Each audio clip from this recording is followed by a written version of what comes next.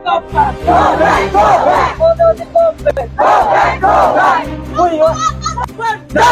We want justice! We want justice!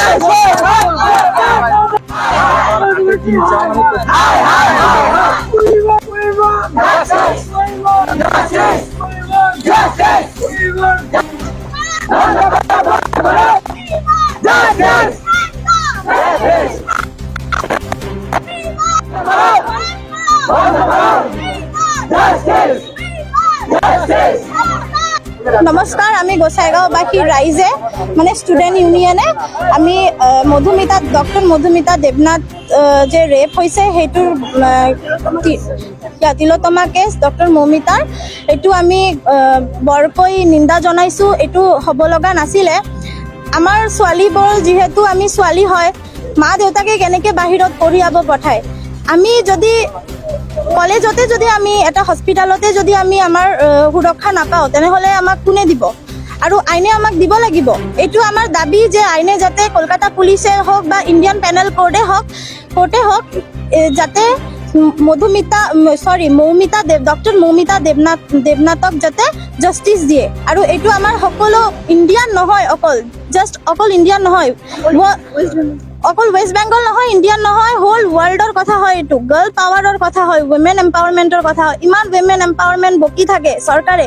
ক'ত doctor এজনৰ যদি সুৰক্ষা দিব নোৱাৰে, এটা ইমান ডাঙৰ কলেজ চৰকাৰী কলেজত যদি এটা শোৱাৰ কাৰণে যদি এটা ৰেষ্ট ৰুম নাথাকে, পাৰ্চনেল মানে বুলি কোৱা নাই, গাৰ্লছৰ যদি ৰেষ্ট ৰুম নাথাকে, পুৰা হ'ল বইজ গাৰ্লছ একেলগে শুব লগা হয়, এইটোতো নহ'ল না।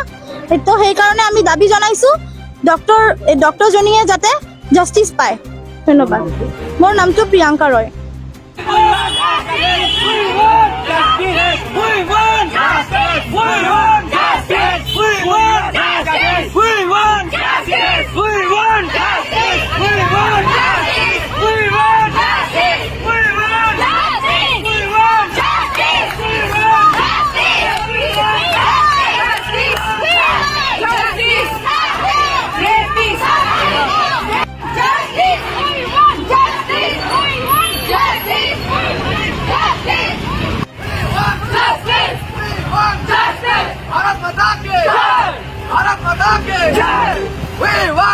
আৰু অখিল ভাৰতীয় বিদ্যাৰ্থী পৰিষদৰ ফালৰ পৰা আজি এখন ৰেলী আমি আৰম্ভণি কৰিছিলোঁ, যে যাৰ মূল কাৰণ আছিলে আমাৰ যোৱা কিছুদিন আগতে সংগঠিত হোৱা যিটো লেতেৰা কাণ্ড কলিকতাত সংগঠিত হৈছিলে মৌমিতা দেৱনাথক লৈ।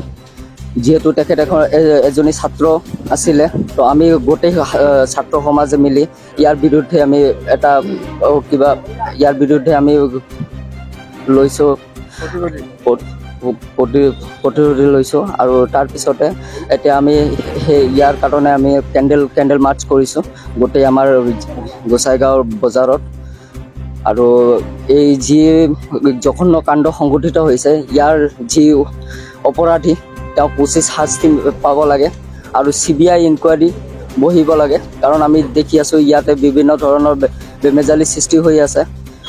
বহুত ধৰণৰ ফালৰ পৰা ইয়াক অপৰাধীক বচাব চেষ্টা কৰি আছে। ই কেতিয়াও হ'ব নোৱাৰে, যিহেতু অপৰাধীয়ে বিৰাট জঘন্য এটা কাম কৰিছে। তো ইয়াৰ উচিত শাস্তি পাব লাগে বুলি আমি ভাবোঁ। ধন্যবাদ।